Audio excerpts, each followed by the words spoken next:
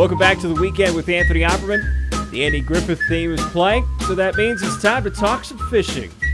The Virginia Department of Game and Inland Fisheries weekly guest Chris Dunnavant joins us now. And Chris went fishing since we last chatted last weekend, so we'll get some fishing stories from him in just a bit. But Chris, just before I had you on, was talking with Reed Ryan, who's the CEO of the Round Rock Express of the Corpus Christi Hooks. He's also Nolan Ryan's son. And I guess when you grow up Nolan Ryan's son, you have to have a little bit of outdoorsness to you. And he's certainly an outdoorsman. He was telling us that he hosted a wildlife show down there in South Texas. And then he also was a host for ESPN Bassmaster. So I figured that, knowing you and knowing how welcoming you are to people coming out and fishing in Virginia, that I extended the invitation to Reed next time he's in Virginia, and specifically Richmond. He's more than welcome to come fishing with us. I hope that's okay with you. Oh, that's perfectly fine. I would love to have him up and fish. We'll have a good time. Well, I've been waiting to hear about this since the last time we talked. Tell me about your last fishing trip. What did you catch? Where did you go? Well, I was really fortunate. I had a chance to, one afternoon, to cut out of work and take a half day and fish on the James River, and we have such a great fishery there. Years ago, we had a period of drought, and the fishing really suffered on the James and the Chickahominy and all the tributaries off the James. And since then, the weather's been better. We've had good reproduction in the river, and concerned bass anglers of Virginia help stock the river, and the river has just really come back. The fishing is great. So just in an afternoon, I caught several nice bass. I think I caught 8, and it was just like in a 2-hour period. And being a former tournament angler, we think of things as your 5-fish limit. And I had almost 15 pounds in 5 fish. So biggest fish was almost 5 pounds, 4 pounds, 14 ounces. So just a great afternoon. The river is alive and well for bass fishing. Like we said last week, the striper fishing is good, the catfishing is good. But the bass fishing is really good, but also the panfish. Bluegills and crappie, anglers that like to go after those, they're very, it's a great time of year, really biting. I'm going to jump in real quick. When you say panfish, what do you mean by that? Well, it's just a kind of a class of fish, the smaller sunfish kind of thing. They're just kind of generalized the term of panfish, crappie, bluegills, pumpkin seed, all those, type of sunfish. And I think they get that name because of the size. When you clean them up, they just fit right in a pan. They're perfect for that. So good eating and fun to catch. Hit artificials and live bait, so they're good. Again, joined by Chris Dunnavant from the Virginia Department of Game and Inland Fisheries, our weekly wildlife chat. And, Chris, I'm sorry, you're a radio star now, so you're probably going to have to let loose of some of your secrets. You said you were on the James, but where specifically on the river were you fishing at? Now, you don't have to tell me, the exact hole, but... I don't have to give GPS coordinates of the spot. But I launched at Osborne Turnpike, and I fished within a few miles north and south of Osborne Turnpike. This time of year, the James just gets really active. The fish are feeding heavy for the wintertime. And what I think really is the big key is that there's less pressure on the river this time of year. In the summertime, boats are flying up and down the river, and that really muddies up the banks. Well, this time of year you can go, and you don't have all that disturbance. So I think the fishing is better because of that is part of the reason, but just the time of year before it gets cold, the fish are really wanting to feed. And, I could probably have gone and fished the lower James and some of the creeks and fished the Chickahominy and had just as good a day, but really it's about access for an afternoon fishing, half day, took off at lunchtime, and I can be there in 20-some minutes, launch real quick, and be fishing just right away. I was catching fish within 10 minutes after I launched. So it's really convenience factors why I chose that location. I know you were mentioning that you were using the artificial lures. What specifically were you using? I was using jigs and spinnerbaits, really this time of year. And I really think you can use a lot of variety of things, but a lot of times you fish with there's certain things that you like to fish with, and so you find that you gravitate towards fishing a certain place at a certain time of year that is conducive to your favorite styles of fishing. And so I've found that I can really fish those styles on the James River in the fall and really enjoy it, have a good time. Probably somebody could come out there and throw a crankbait. That's really their strength, and probably caught just as many using a technique that they're strong at. But that's just what I like to use, and so I find the places that give me a chance to do that. So it's great about fun fishing and not really having to be, focused on tournament fishing. I can do what I want. It's awesome. Those don't sound very colorful, though. Are there any of those lures colorful at all? Really, the ones I was using were fairly drab, but I just happened to, I listened to the show last week, and I heard you mention about your love of kind of wild colors, purple paisley shirts, and just, something about your personality there. So I happened to bring in just a sample of, fishing lures and artificials. We do have some wild colors, and I've got some purple worms here and some pink worms and some bright colors and also some crankbaits with purple on them and things like that, just as a tribute to your love for these wild colors. We're going to take some pictures of those and then tweet them and also put them up on Facebook, Ops83, and then Anthony Opperman on Facebook. What kind of fish would go for those? Because that's the kind of fish that I want to go catch. That's right. These are bass lures, and I tell you, in the spring and summer, these bright colors just really work really well.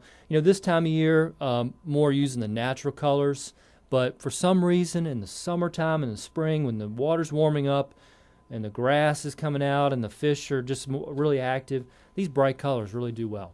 You're joined by Chris Dunnavant from the Virginia Department of Game and Inland Fisheries, our weekly wildlife chat here on the weekend with Anthony Opperman. And, you bring up some conversations that were had on last week's show. And I know our producer, Jonathan, he asked, so if you catch a fish in the river, do you eat it? And you and I kind of had a side conversation after the fact about that. And what is kind of the general MO with that? I mean, if, for instance, I were to go down just a few feet from my condo and throw in and catch something, should I eat it? What size does it have to be? What are the regulations with that? Sure.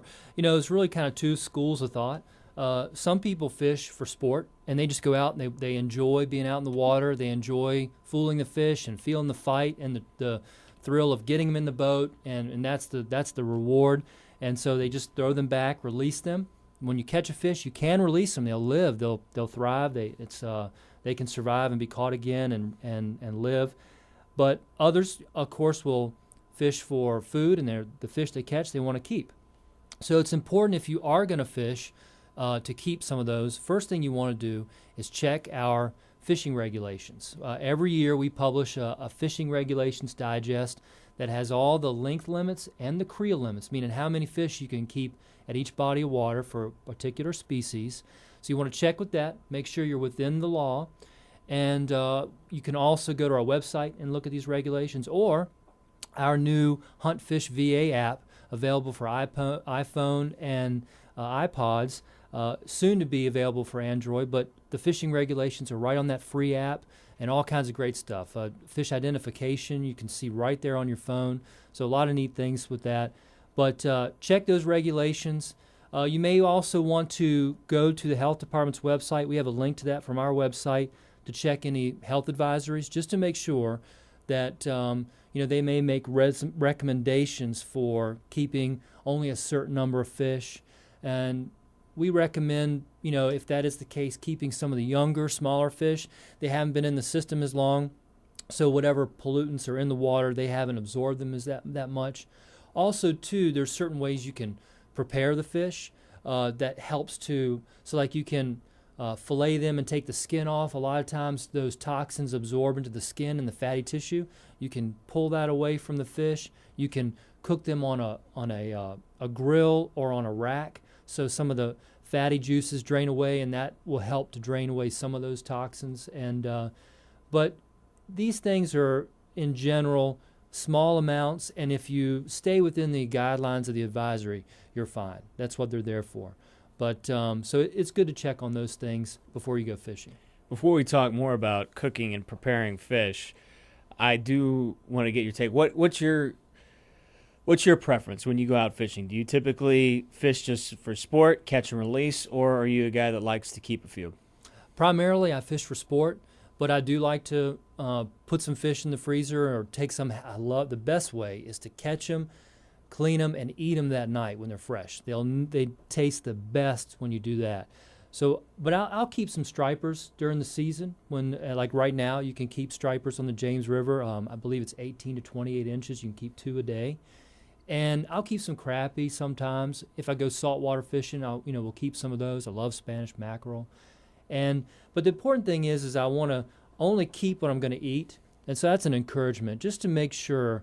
It's just such a waste to keep a bunch of fish, put them in the freezer, then 2 years later you're throwing them out. To me, it's such a waste. Those fish could be swimming and somebody else could enjoy catching them. So just keep what you need, and that's what I try to do. Keep a few at a time, make sure I have some in the freezer, and enjoy them that way.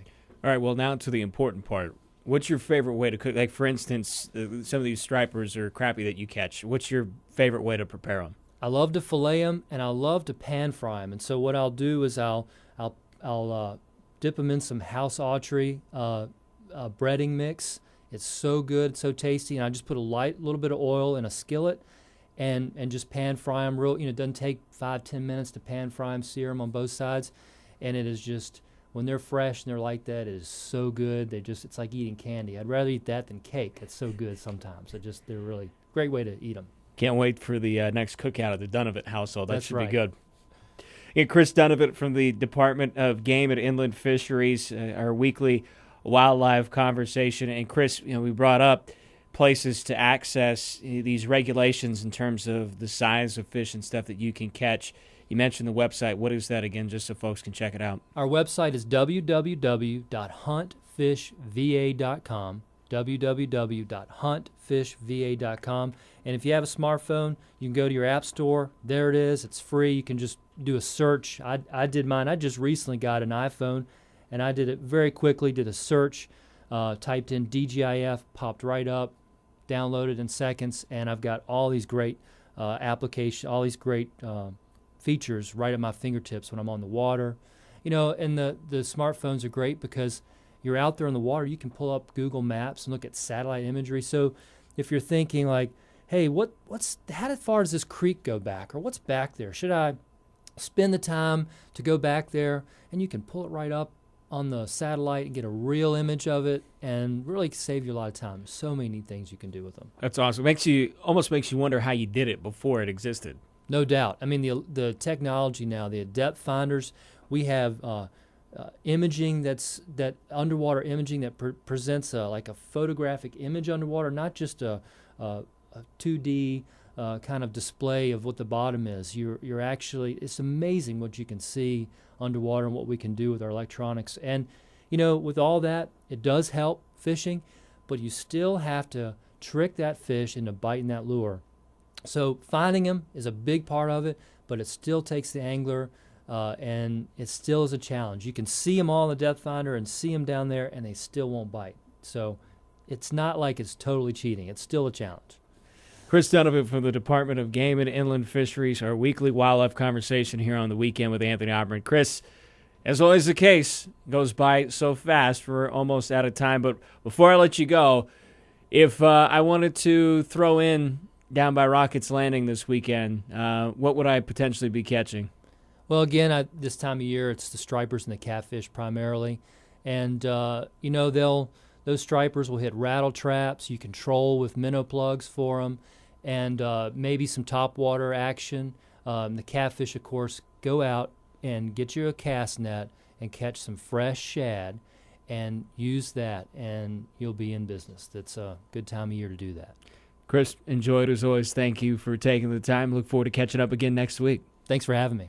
And Chris Dunnavant from the Virginia Department of Game and Inland Fisheries, our weekly wildlife conversation.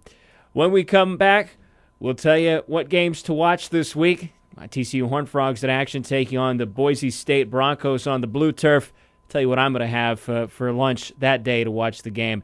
That and more coming up here on the Weekend with Anthony Opperman. The show is almost over, but the weekend is just getting started. More of The Weekend with Anthony Opperman is next on Sports Radio 910.